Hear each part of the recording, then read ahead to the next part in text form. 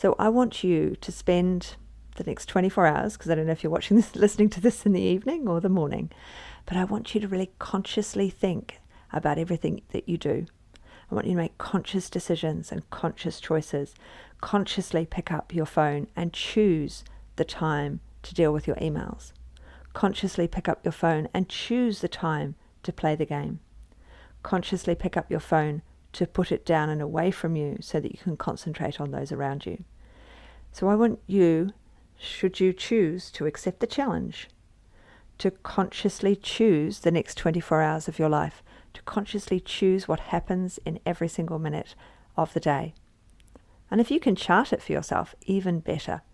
If you can think about how you spent that time, or how significant certain parts were in comparison to other parts. Hello and welcome.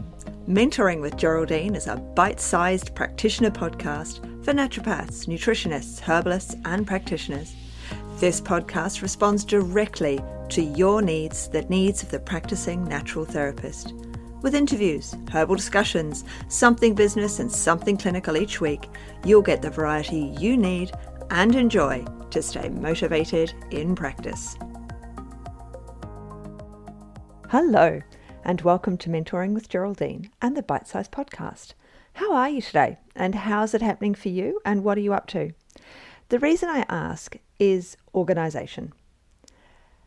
I thought that we ought to start with thinking about how we organise ourselves, how we organise our day, and how we spend time with our families and with those close to us and with those not so close to us. How are we organising ourselves? And how are we putting ourselves and the people around us first? When we think about our day, we don't take into consideration how much time we actually spend ignoring each other, not looking at each other, not smiling. And I've noticed it more and more because one of the things that I do all through my life is trying to get people to smile. When I walk past people in the street, I smile. When I see people, when I meet people, when I'm in the shop, I smile. And I'm noticing more and more that they're just not smiling back. And I think that's got a lot to do with life and the universe and changes in the world and all the rest of it and all the things that are going on.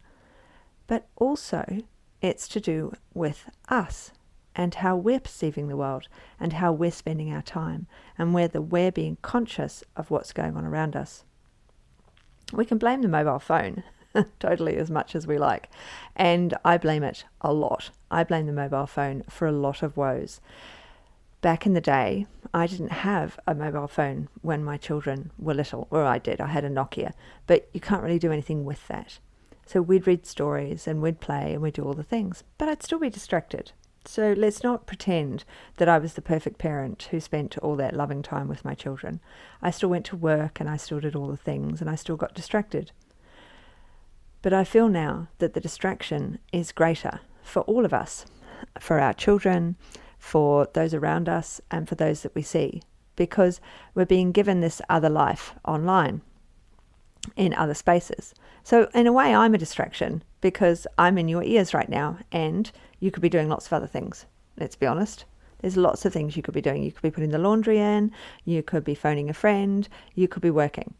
But hopefully you consider this as part of your growth and development.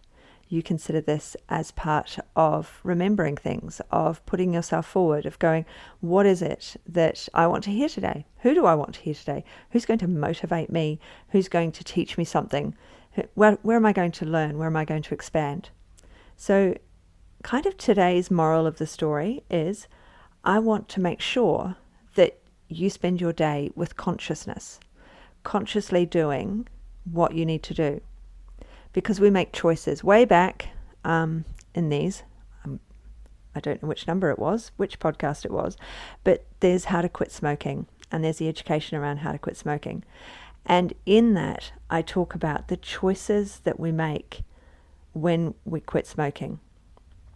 So consciously not opening the packet, hiding the packet of cigarettes, consciously choosing when we decide to give in that we are going to have that cigarette. So I want you to spend the next 24 hours, because I don't know if you're watching this, listening to this in the evening or the morning, but I want you to really consciously think about everything that you do. I want you to make conscious decisions and conscious choices.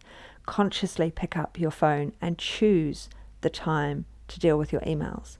Consciously pick up your phone and choose the time to play the game. Consciously pick up your phone to put it down and away from you so that you can concentrate on those around you.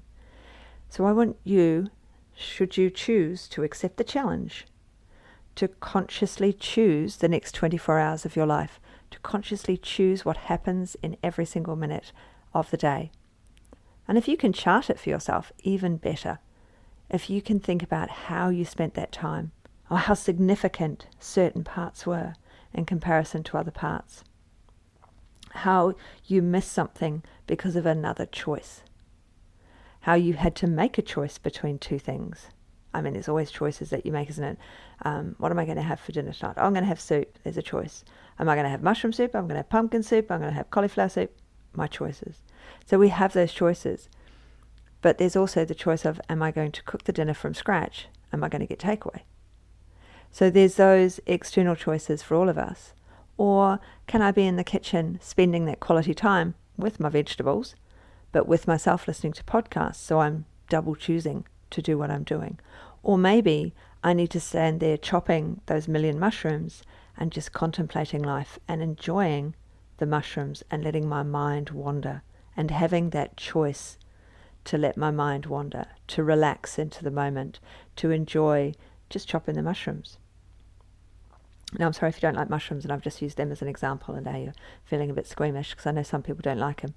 But making conscious choices for the next 24 hours to see how you go, to see what pings up at you, to see what leaps out at you, so that when you journal after that 24 hours, you can see in your mind's eye, I can improve this, I can change this. This really made me think. This really made me look and wonder. And maybe I need to think about that more. Maybe I need to research that more. Maybe I need to find out more from somewhere else. Maybe I need to look deeper into this. I look at my 24 hours and I'm actually over busy. Maybe I need to plan some downtime in there, even if it's just chopping the dinner. How can I plan that downtime? How can I plan that significant time with myself and with others? What is it that I need to do to change the 24 hours, to make it the space and the place that others want to be in just as much as I want to be in it? So being really conscious of our decisions and conscious for those around us will expand us and will give us a new understanding of life. So I'm currently at my mother's house in a retirement village. So I've really got the pace of life slowed down for me, and I'm really noticing it at the moment. I'm really feeling that change of pace, that difference, that relaxation. Now, I'm not sure that once I leave here and go back home, I can bring that change of pace back into my life. I probably can't. But I can be really conscious of the times that I'm relaxing here, how I'm relaxing, and I can bring those items back into my everyday life once I get back on track and I'm back in Adelaide. So I want you to take this next 24 hours and really think about what you're doing and how you can place other things into that busy time, into that distracted time, into that time when the phone is in your hand, maybe putting it down. Don't, digital detox, really. We have to do all the things. I love listening to podcasts. I love listening to audiobooks. If I don't have my device, how am I going to listen to them? So it's not necessarily about digital detoxing. It's about conscious change, conscious effort to know when we're doing something, and consciously taking that time so that we've got time with others. So, do you accept the challenge? I hope you do. And if you've stayed to the end, hopefully you've enjoyed this one. Email me, tell me what you think, or post me a message in Facebook. I'm around, because I'd love to hear from you, and I'd love to hear how you got on with consciously choosing your time in your 24 hours. Thanks so much for joining me today. Don't forget to rate, review, and subscribe to the podcast for the weekly episodes. If you'd like even more support and learning, then the Academy is for you. Here you'll find part 2 of the herbal discussions, more clinical learning, and case studies to support your clients in practice. Bye for now.